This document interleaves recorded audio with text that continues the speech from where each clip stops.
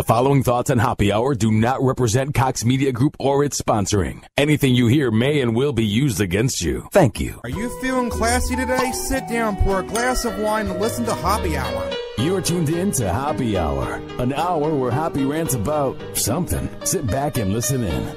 Happy Hour is on now. Happy Hour is on now. What up? What is happening? This is Happy Hour. I am your host, Ryan Hoppe. And on the phone line, we have the host of Rumbl in the Morning on FM 99 WNOR. Rick Rumbl is live on Happy Hour. What's up, dude? Dude, I have been dreaming of this day. You have? Happy Hour. Yes, I finally am on Happy Hour. That martini glass thing is the coolest logo in the radio business. It is awesome, dude. The Happy Hour logo, fantastic. What do you like about it that draws you in so much? Because it represents drinking. And you know what a champion of drinking I am, as you and I have been drinking together. That was one legendary night when me and you were walking around tipsy in downtown Chicago as I got my Slurpee with Randy from Fitz in the Morning. That was a legendary night, dude. I needed you guys to steer me back home, buddy. I needed curb feelers on my party hat. That was, that was out of control, brother. I had a blast. And then there was all the girls from the Bunny Ranch with Dennis Hoff. All the girls from the Bunny Ranch were just walking around, were drunk as hell. I think a few people got those girls to come back to their room because you would see some of the girls going into the elevators with some of the guys, and you're like, oh, what's going on here? Did you notice that? No, dude, where was I? Was I, passed out in the lobby or something? Yeah, I remember your wife called, and it was weird. You were talking to her drunk as hell, and me and Randy kind of backed off for a few minutes, and you're just like, I love you, babe, or something. You were just really drunk. Probably like that, yeah. Sometimes the tension. Sometimes you just lose count of how many you've been served. You don't understand that. And it's weird because since we work in radio, they sort of just give us free drinks. Like everyone's favorite Don Anthony, who runs the radio conference, he just gives out free booze in that bag that he gives out when you first sign in. And then even at the bar, they sort of just give out drinks. Or you have Mike McVeigh, the one and only Mike McVeigh, buying people drinks. It's not hard to get tipsy at that, you know? Yeah, you got to be careful. Otherwise, you wake up with no pants, smelling like Astroglide and shame. I remember that next morning I had that. I was so hungover. It was ridiculous. I don't know about you, but I remember my mom picked me up, and she's like, let me guess, you got drunk last night. I had bags under my eyes. My hair was messy. Dude, that was a legendary night. We were bad influences on you, but look at how far you've come now. Now you've worked in 2 cities. You're entrenched in the radio business. You have Tampa's most successful podcast. You're king of all media down there. Hell yeah, man. I love Tampa, dude. What I love about when you go to a town like this is that the fans aren't mean. They're humble and they're nice. And the fans here in Tampa Bay are loyal. And that's kind of how I get the vibe from all your fans. How would you describe your fans from Rumbl in the Morning? A lot of people in the military, just regular people, man. We talk about pretty much anything on our show. It could be, honest to goodness, we could be, doing dick jokes one minute and talking to a United States senator the next minute. It's just kind of whatever's going on. Fortunately, ours is the place to tune in to find out about it. What are some bits that you guys do that people can hear each and every morning? We do stupid news twice a morning. Yeah. Different stories each time, and that's probably been the biggest thing that we've done. I brought that here when I got here 20 years ago, and it's really big. I'll tell you lately though, one of our favorite bits that we do is Facebook fights, where we take these fights right off of Facebook pages, where people are just arguing, and then we reenact them in the studio with stupid accents and wacky sound effects, and man, it's fall down funny. There's nothing funnier than real people being angry at each other. What is going on? Do you think it's just because we have the outlet to put it on Facebook, or are people getting more violent? Because, dude, every day on Facebook, I just see people fighting, and I'm like, what the hell's going on? I know. I totally get it. people are emboldened because you don't really have to swing at anybody. You know, you're you're behind your keyboard and you're suddenly, you know, you're 10 feet tall, you're William Wallace, and you're fighting for all of Scotland or something like that. What do you think of that? Everybody who hides behind the keyboard and talks smack, like I've learned to ignore it. But don't you find it kind of obnoxious and lame that these guys that I called keyboard killers are the ones that hide behind the keyboard but would never say it to our face, you know? Absolutely. But and like you, and we talked about this on our show the other day, that whole troll element. Yeah. People are kind of onto that game now, and I don't see nearly as many people falling for it. A lot of people just, you know, they won't challenge it. They'll just let it go. I do notice that, too, because to me, dude, I've been thinking about it. When I worked for Rover, the fans really turned on me and just became plain douchebags. I'll say it right now. But what I notice is, I'm just saying. I'm laughing because, dude, it's true. It's part of the evolution of this stupid business, man. What I notice, Rick, is when you look at their pick, it's never somebody in a nice suit. It's never somebody who's out in public having a nice life. It's somebody in front of their car or a selfie picture or them in their room. It's always them by themselves, and they have this edgy look, Rick, like, ooh, watch out, don't mess with me. So you have to imagine, it has to be a pretty unhappy person to do that. I love the ones that are, like, totally against type. There'll just be some wicked rant on there, like, you know, screw you, Mama. You and Daddy never loved me. I'm going to kill everybody in the trailer. But the picture will be like a woman with a baby. You know, just this nurturing moment, you know. What I love, Rick, is you'll go on their account, right? And you look at what they tweet. They'll tweet at Trump, right, LeBron, Kim Kardashian. They just tweet at every person that's, like, famous, and they just talk smack. So that's when you sit back in your seat and you go, okay, he's spending the time we were given in each day to just talk smack. So that's when you don't take it too seriously. I just find it bizarre because we didn't have this even 7 years ago. It's since the whole thing of Twitter came along. That's when it began, because now anybody can read your tweets. I got into a Twitter beef last week with Pete Davidson. I mean, it's possible. It's weird. Yeah, oh, no, I know. I've had Pete up on the show before. I can see how that could happen. And it was, he took things out of hand, but then me and him made up at the end. Go on. You know, but he does that stuff to be funny, and he's there's no line for Pete Davidson. He'll say whatever he wants to say. He don't care. I saw him here in Tampa. It was so funny. So I'm on the second floor, right? Right. I didn't get good seats. He comes up during the second act because he's the third act. It's the first two acts of the night, right? So he comes up, and I see this, like, lanky kid wearing a hoodie, and he reeks of marijuana. And I see him going into the bathroom, and I'm like, who the hell is that? Then I see him walk out, and me and him nod at each other. And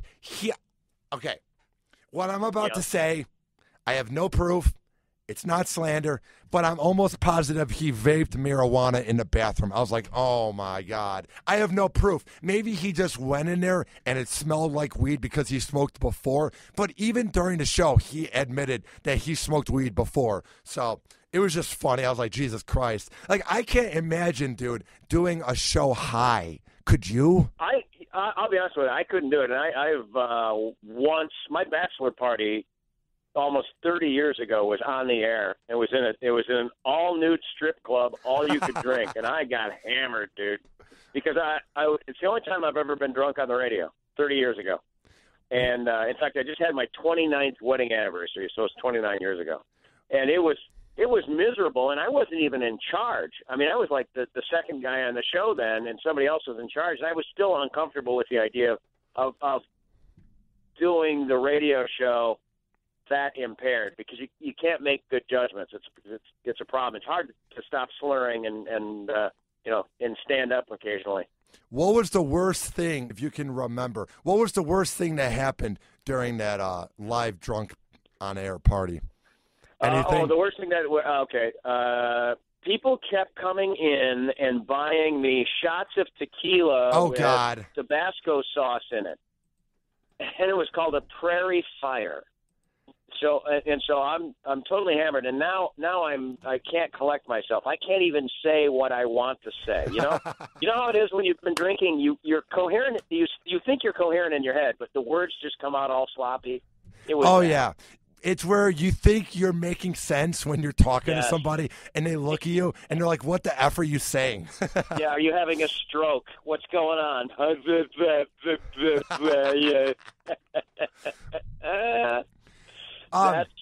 what I remembered. I'm like, I'm never doing this again, even though it's my party. How hungover were you the next day, Rick? Oh, that was a disaster. I went back to the radio station. They took me back to the radio station. First of all, my then partner, you might even know from Chicago radio, Kevin Matthews. Yeah, the legend. All right, well, the legend was my first radio partner, and he and I were neighbors, and he actually got me into the radio business. And he and I moved to St. Louis together, and that's where we had this bachelor party, and he arranged for the whole thing. It was a total surprise for me. Yeah. This limo pulls up 6 o'clock in the morning. We get in the car. We drive to the strip club. It's all set up. There's breakfast. There's strippers. There's drinking, microphones, and everything else. And so at the end of, by 10 o'clock, by the time the show's over, I'm destroyed. Kev takes me back to the radio station. I threw up in a urinal, so that had to be delicious to clean up later. They're not really equipped for that. And then these guys took me back to my apartment, just kind of opened the door and put me in there, and then closed the door. And so my then fiancée Mary, who's now my wife, she called me for like 20 hours straight, and she couldn't get through to me because I was passed out. I didn't wake up till the next day. How mad was your wife? Boy, that's a tough call. She was upset that no one bothered to tell her that this was going on. Oh, no, dude. If that makes sense. Yeah. She was bothered by that. Only because she didn't know where I was, and she was kind of freaking out. We weren't married yet, because, again, this was my bachelor party, so she was a little bit concerned. And they never told her that we were doing this, so she just couldn't reach me for like a day. It kind of it was a little bit of an issue for us, but we got over it. 29 years and 2 kids later, we're all right. And you have to think, too, this was before we had cell phones, before we had Twitter and Facebook. She had no idea. It wasn't like there was hashtag Rumbl gets drunk or whatever online. I mean, no. Yeah. Better those things stay secret, man. Better those things stay buried where they are, yes. Can you imagine? I can't imagine being that screwed up in a world where everybody can take your picture and shoot videos of you. Now your head's got to be at a swivel all the time. Oh, my God, dude. When I worked for Rover, by no means was I, known by everybody, but I would walk into bars, and let's say I was talking to a really hot girl. They would tell Rover that Monday, we saw him talking to a really hot girl. Or I would go buy milk. They would tell Rover, I saw a Hoppe buying milk. I can't imagine how much easier it would have been for me 20 years ago. But they would take pictures of me, dude, of me dancing with girls or me buying milk. It was insane. I was like, do you have any life? Jesus Christ, Yeah, I know it, but that's just the way it is. That's the way everything is now.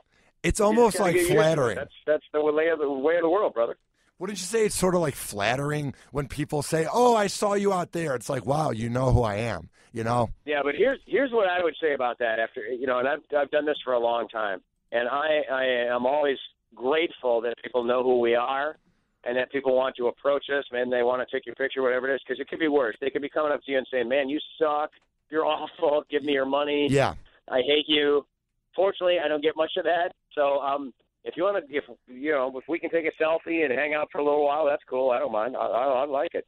It's fun to meet people. Now, I want everyone to get to know you a bit more. So, where did you get your first foot in the door? Was it with Kevin Matthews?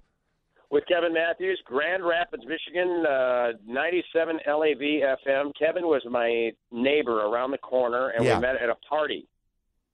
We met at a party one night. And we were cutting up, doing impersonations and stuff like that with each other. And he asked me to help him with a project. And so we were making it was an Elvis special. I was Elvis. And after that, eventually I started hanging out with him on the morning show. And, over the course of time, they just offered me a job there. What were some things that you did on the morning show that gained traction? I did traffic reports as this Scottish race car driver. There was back in the day, almost again. I've been in the morning show or the radio business for like 30 years, so this goes back before you. Yeah, right. There was this Formula One champion. His name was Jackie Stewart, and he had a high-pitched Scottish accent. And he was on television as the commentator for auto racing, and so I was doing an impersonation of him as the doing traffic reports in Grand Rapids, Michigan, and I would say like this: the cars racing around the corner, the tremendous this high-pitched Scottish thing. I did that. We did Elvis Velvet. This was cool, dude. We had a suit made, an Elvis suit, like a jumpsuit, but it also had a fat suit under it. So It had like a 50-inch waist. And our radio station had a motor home that we would we'd cover the windows in tinfoil, and we actually went around and did like a karaoke tour of this Elvis character. So it would be on the radio in the day, and then at night we go do the karaoke shows and stuff, make a little extra money, and have fun in the process. His name was Elvis Velvet. I still have the outfit somewhere. There's another character I got to do, and I got to do the news, which was cool because I didn't have much exposure to that stuff. I'm looking at a picture right now. Here it is, Throwback Thursday when we're recording your podcast. Yeah, and it's me and Kevin Matthews at NBC in New York. And between us is the legendary announcer, Don Pardo. Really? Yeah, Don Pardo, who you probably know from Saturday Night Live. But when I was a kid growing up, this guy announced everything on television. And we actually got to record and direct this guy for like 30 minutes as part of some NBC package that we were a part of at the time. And that was way cool, dude. Way cool. One of my coolest memories in radio. What is it like when you see Don right in front of you? Did you just get like nervous and giddy, or were you like in the zone? Yeah, it's interesting because it's hard to, when you're first started this, it's hard to shake that fanboy kind of thing, Yeah. But you got a job to do. The guy's sitting there, and he's gonna read all the lines that you just gave him, and whether it's Don Pardo or somebody fake, some famous announcer from today. He's going to read all the lines that you gave him, so you got to just be ready to work. It's like, all right, could you say it this way? Could you say it this way? Would you mind doing that again? Yeah. Those kind of things. You got to be able to work because people's time is so limited. So how did you go from working with Kevin Matthews to being on WNOR? Well, it's a long journey. It involves a lot of payola and some things I'm probably not very proud of, some hot tubs and some Vaseline, but the more I think about it, the more, I'd do it all again. I just jumping around, honest to God, seriously. Kevin in St. Louis, Kevin, I think, went up to work at the Loop. I stayed in St. Louis for another year. Then I went down to Memphis where I no longer was the news guy. Then I got to be the main guy, and I worked for a guy named Randy Lane, who you might know from the broadcasting. Big talent coach now, but he was a program director, and I think he even had a piece of the radio station I went to work for there. Teamed up with a guy named Scott Thrower, and it was Rumbl and Thrower for, probably the next 5-7 years, something like that. We worked in Memphis and Philly together, ended up in San Diego together. So just bouncing around. So it's been like this. It's Grand Rapids, St. Louis, Memphis, Philly, San Diego, New Orleans, and then here in Norfolk/Virginia Beach. Now, what was it like? Did you have any pressure when you had to replace the legendary Henry the Bull? Was there any pressure going into it, or did you have confidence that you could take over that role? Oh, that's interesting that you bring that up, because for anybody that's listening now and kind of doesn't know what we're talking about, this guy Henry the Bull, was the seat that I took over when I moved here to Norfolk/Virginia Beach 20 years ago. He had gone across the street to work for the traitorous competitor, and his space was open. I knew of him. I never met him, and I don't know. I just think about your own talent. You know what I mean? You work within yourself. Yeah. It's like almost like athletics. You just do the best job that you can do. I brought my own perspective. By then I've got some experience, so I'm not really easily intimidated. And I just wanted to have fun, and it has been an enormously fun. It's been a great run. I've been here 20 years, and we're having the best time. We are more popular now than when I got here.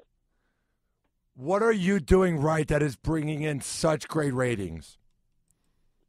I would say we're doing, our own unique content.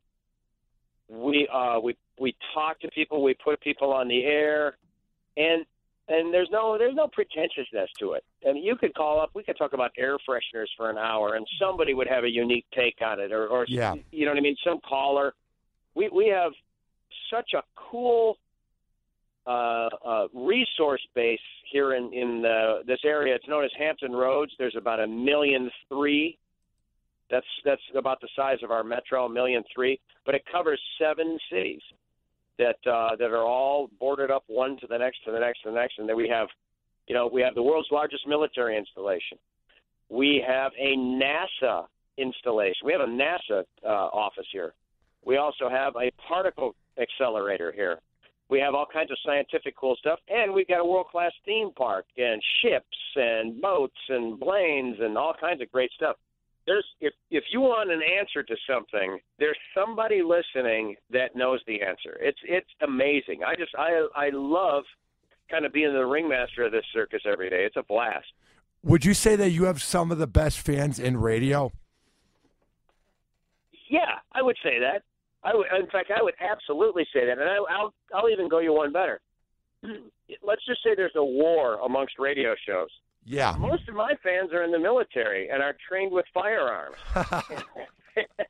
and have access to resources. I'm winning that radio war, dude. It's between me and, like, Jeff and Jer in San Diego, because they also have the Navy. Yeah, dude. Guys who serve are absolute badasses. Wouldn't you agree? Whenever I see a guy at the bar and he tells me that he's in, like, the military, I'm just like, dude, you're an absolute badass. And I just feel kind of like a weakling, because they're doing 400 push-ups. They're serving America, and I'm at home watching Family Guy. You know what I mean? Now, I know exactly what you mean, dude. These are my neighbors and my friends and stuff. And when they're gone, you really get a sense of, what they give to the community and stuff, and we all kind of have to pull together and make sure that their families are taken care of when they're not around to do that. That's the least we can do to honor our end of the obligation. Now, how did you meet everyone on the show? It's dude, that's interesting, because when I first got here, I'm trying to think. Only one guy currently on the show was here when I got here.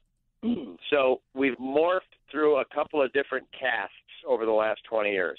When I first got here, I had a partner whose name was Tommy Griffiths, and Tommy and I were partners for 15 years. He left our show in 2009 to go up north. He was on WBIG in Washington for a little while. He does voiceovers and stuff now, and I assume he's doing well. The person that did the news, she sells real estate now in the area, so I still see her every once in a while. But our current news person, Shelley, who's been with me for probably 12 years, she started as an intern. Then she did the night show, and then she migrated down to the morning show. Our sports guy was here, and he took off to go sell pharmaceuticals for like 5 years, and we hired him back after Tommy left. And then our traffic guy has known him, a guy that we took on. He started as a weekender and became the morning traffic guy, and it's been a great run, dude. And the guy that runs our board, same thing. He was a guy from promotion. That's good, man, because there are a lot of shows that you can tell they don't get along. But when I listen, it just sounds like the whole show blends well. You know what I mean? Yeah, no. And you know what's really weird, too? And this is what I love about doing this. And I don't imagine it's too dissimilar from people's real lives. But we got a lot of people here that, if we were in other jobs, we might not ever have met one another. Like, for example, the girl that does the news used to be kind of, and she still is metal to a degree, but used to really be metal. She's got big gargoyle tats on her arms and stuff. She's really hot. Very, very fun to be around. But that wouldn't have been somebody I probably would have known outside of radio, because that wasn't my thing. The guy that does the sports, family man, couple of kids, that kind of stuff. None of us would ever have gotten together. And it's cool to meet people that are into stuff that's different than you because you get an education and you get an appreciation for it. If you see it from a fan person perspective, you know what I mean? And I've really benefited from that. Who are some of the best guests that you have had on your show? Tough call. We get a lot of comics. We have a Funny Bone Comedy Club here, which is an arm of the Improv. So we get good A-lister comics coming through. Some of the best comics, some of the best guests. First of all, and it depends on what's going on. I was around here like shortly after 9/11. We were able to get a lot of politicians and stuff, and I actually had a Secretary of State on the radio show, Lawrence Eagleburger, to explain what was going on in the Middle East back then. That was a big get for us.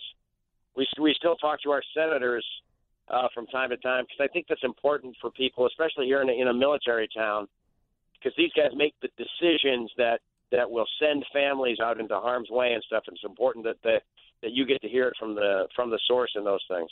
But by the same, I had D.L. Hughley up here once, and I'm assuming everybody knows who D.L. Hughley is. He's wicked famous as a stand-up comic and has been in a couple of sitcoms and whatnot. He was telling this story about he used to work at McDonald's, and although he worked there, he was never allowed to touch the hamburgers. He said they always made him the lot guy because he was good at cleaning up the parking lot. So I explained to him that, hey, dude, there's a McDonald's around the corner. Take my car, go over there, call me when you get there, and, explain to them that all you want to do is just make a hamburger. Yeah. And by God, he did it, dude. He drove my car over to McDonald's. Are you serious? Yeah, it's all on the air. Goes inside. He's like, hey, they all know who he is because, he's famous. And no matter what, they would not let him behind the counter to make his hamburger because he wasn't an employee, and those are the rules. So he still, to this day, has never made a McDonald's hamburger. Now, that is a bit that went great. But what are some bits, Rick, that just absolutely bombed? Are there any that come to your mind? A similar one that didn't end up. I don't know about bombed, but It didn't end up the way we thought it was going to end up. We used to have a restaurant. It was called Shoney's, I think it was. Do you guys have Shoney's? No. But it's like, I want to say it's kind of like Denny's to a degree. It's got a breakfast bar in it and stuff like that. Anyway, they were doing a thing where it was, you could buy the buffet. It was like an all-you-could-eat buffet. Yeah. And the buffet was, I don't know, $9 or something like that. Do you know Ralphie May? Oh, I love Ralphie May. Oh, my God, yeah. All right, Ralphie's a good friend of ours. And while he's heavy now, he used to be gigantic. I mean, he was like 300-plus pounds easy. Yeah. So Ralphie takes one of those plastic trick-or-treat buckets, pays his $9, and we on the air, he fills the bucket. This damn thing's got to weigh, I don't know, 10 pounds or something like that. They don't say anything. We're waiting for the hey, you can't do that. Hey, no, that's not allowed. Whatever it is. He fills his bucket up. The dude that works at the restaurant goes in the back and gets a scale. He weighs the bucket and charges Ralphie like $47 for his breakfast. Oh, my God. Are you serious? Yes, it's hysterical because it totally backfired. We're waiting for this confrontation or this moment where they never planned on a guy bringing a bucket in to fill up his, for $9. Oh, no, it's in the rules. We're going to weigh the food and charge you by the pound. They killed us. It was really funny. Jokes on us, but it was great. As the host of the show, what is your thing you do when a bit doesn't go well? Like, when do you know it's time to move on? Depends on how it's not going well. If it's going well, if it's going so bad that it's funny, I'll milk it for all it's worth, and I'll let that go on forever, and I'll take the blame, and you can call me names, and I'm an idiot. Why didn't I think of this, et cetera, et cetera. Now, if it tanks because something weird happened, let's say you're talking to somebody on the phone and then, suddenly they have a heart attack or something. That's kind of a different animal. Yeah. You got to bail on that immediately and make sure you address the serious problem. But if it's just dying, dude, I'll die along with it. I think it's entertaining as hell. And now, what do you think of the word shock jock and, like, don't you find it sort of obnoxious? Because you're not, like, shocking, but a lot of people might put you in that category. So what do you think of that word? Oh, I would be in that category just because you don't know what's going to happen next. But we try to warn you. Yeah. I don't know. You know what? It's a word. It's like jock. It's like disc jockey. Dude, Yeah. I haven't played a record on the radio in 17 years probably, maybe even 18. But I'd still identify with disc jockey because it's kind of what that's what you think. Yeah. So shock jock. It was a phrase that was just coined by newspaper reporters or somebody. I think the world's kind of mutated away from that. I know, but what's weird is whenever a guy gets in trouble on air, they'll be like, shock jock this. And what's annoying is half the time it's some morning zoo from Sacramento. It's never like a real shock jock. You know what I mean? No, that's true. And it's never for anything that anybody planned. It's always some off-the-cuff remark. It's never anything that you thought about. It's always the last sentence before the break ends and you go to the commercial. Somebody will say something objectionable. I said this the other day to somebody. I said, everybody in this business is a six-pack and a tweet away from looking for work. Oh, yeah, dude. I am so careful online and in my show to make sure I am edgy. I speak my mind, Rick, but I'm always sure that I don't offend someone where I would get fired because I love my job too much, Absolutely, and you don't have to, and that's what I tell my guys. Look, you can't say anything that you're not prepared to defend. Don't say it just because you think it's funny. That's true. You need to think about it before you say it, because you're the one's going to defend it, not me, but you. What do you think of fake outrage? Because sometimes I think that's the main problem, is they're not even mad at what we're saying, Rick. They just want to bitch and complain about something because the week is going by too slowly. And they're like, hey, let's get this guy in trouble or this guy in trouble. Wouldn't you agree? So don't you think fake outrage is getting bad in 2015? Yeah, and I think this goes back to what we talked about before about, we're learning not to be trolled on social media. So, don't let these people troll you in your real life either. There's going to be an aggrieved party for almost any joke that's ever made or almost any bit that you ever play or do. And you've got to – somebody's going to have to come with more than the fact that they're bothered by it in order to make it make sense. Yeah, it's one of those weird things where it's just like, how did this happen? It's because of social media, dude. Like, you used to be able to speak your mind and the company or whoever would have your back, Rick.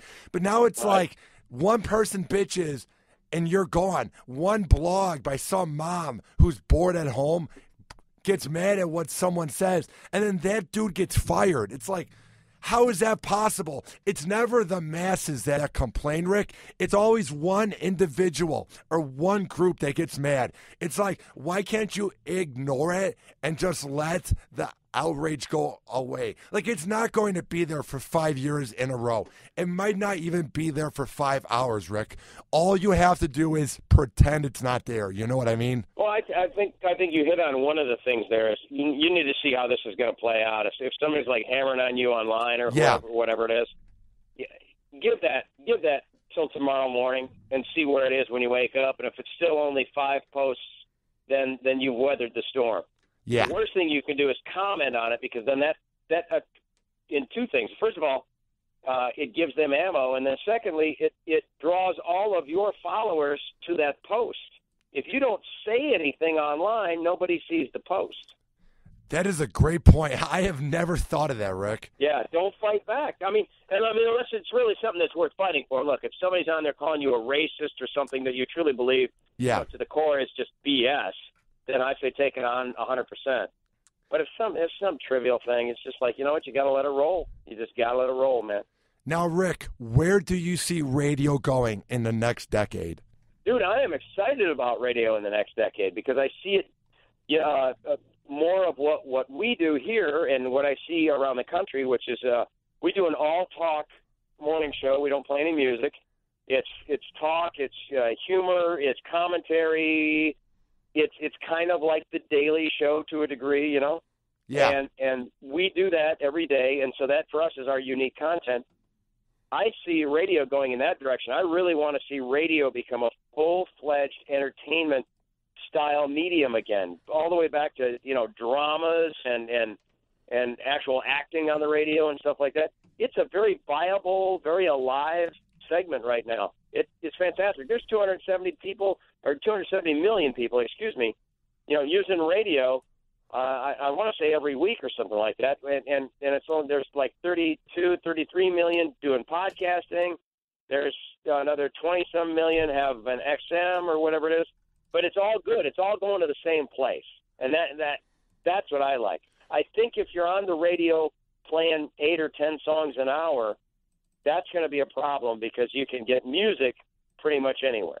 What is your take on podcasts? Will this become a big thing, or will it just be where it's at forever? No, I think it gets better and better. Because, the one thing I'm seeing right now, in fact, I've got a buddy, Steve Goldstein. Steve runs a company called Amplified Media. Yeah. And he's out there right now refining the podcasting model to make it smoother, a little more professional sounding, a little bit more predictable. And I think what you're going to have is when you introduce some of the broadcasting professionalism into the podcast, and just for example, like if people would pay more attention to the equipment so that the podcast sounds a little bit better, pay attention to how long it goes, make sure that it makes sense. If you apply certain broadcasting standards, I love podcasting because there's so much to know, and there's so many smart people that are involved in it. I think it's fantastic. Now, where do you see your show, Rumbl in the Morning, going in the next 5 to 10 years? I see a lot more of it online, but I want to make sure it's in a focused way. Yeah. Not just kind of willy-nilly all over the place, but, we will have an online channel, and we'll make sure that channel is supplied with good and fresh material, and we'll continue to do the radio show. And maybe we'll excerpt the radio show. I would like to see it where, we do 4.5 hours of radio every day. Yeah. I would like to see it where we take the 4.5 hours, make it into, I'll say 30 minutes to 45 minutes, and then post it online as a podcast for somebody to enjoy later in the day. I'd love to see that. I think that would be a really happy medium because there's not time in the day for us to do both brand new. But there is time for us to do a great radio show and then condense it down to its best parts and make that available. Now, before I let you go, Rick, where can people find your work online and on the radio? I'll tell you what, we're at fm99.com, and we have an archive of all of our bits and funny songs and fake commercials and stuff. I think a lot of people will be surprised if you go there and go through some of the stuff. Yeah. We actually write and produce a lot of the comedy that you hear on radio shows around the country because it goes out through a syndicator. Really? Yeah, so you might see or hear a song that you've maybe heard on the radio somewhere before, and that would be something that we made here. So blessed to be able to be a part of that. And then, we got YouTube, and, of course, we're on Instagram and Twitter and Facebook and everything else. Now, Rick, I just want to say thank you for everything, man. I had a fun night at the Morning Show Boot Camp. I've loved your advice during some bad times back in March. I just want to say thank you for always having my back, and thank you for coming on Happy Hour. This was a lot of fun. Dude, I had a blast. Ryan, what I love about you is you're so enthusiastic about broadcasting and radio, and that enthusiasm will carry you as far as you want to go, brother. Thank you so much, Rick. Those words mean a lot. Have a good rest of the day and keep kicking ass. All right, buddy. You too. I'll talk to you later. All right. See ya. And that was Rick Rumbl from Rumbl in the Morning on FM 99 in Norfolk, Virginia. He's a badass. I've known him for 2 years now, and I am honored that he was on the show. This has been Happy Hour. I am your host, Ryan Hoppe, saying peace. Happy Hour. Happy Hour. There's just $200 here, Nappy. Seriously? $8. There's just $200 here, Nappy. Seriously? $200? I can barely let the porn shoot for that much. Porn shoot? Yeah, we direct pornos. You teach him El Porno yet, Juby? Huh? Shut up! What is this word? El Porno. It means wealth. It's how you use your body to make money. Isn't that right, Juby? Tell him. Tell him with your mouth. Shut up, Nappy. Where's Mappy? We left his ass back at the house. Who needs maps anymore? I'll tell you where to go. I'm Gypsy, the GPS. Gypsy can run the camera. It'll be fine. Yeah, I'll run the camera. I'll run it good. Hey, did I see Jubilee over here? Where is she? You know.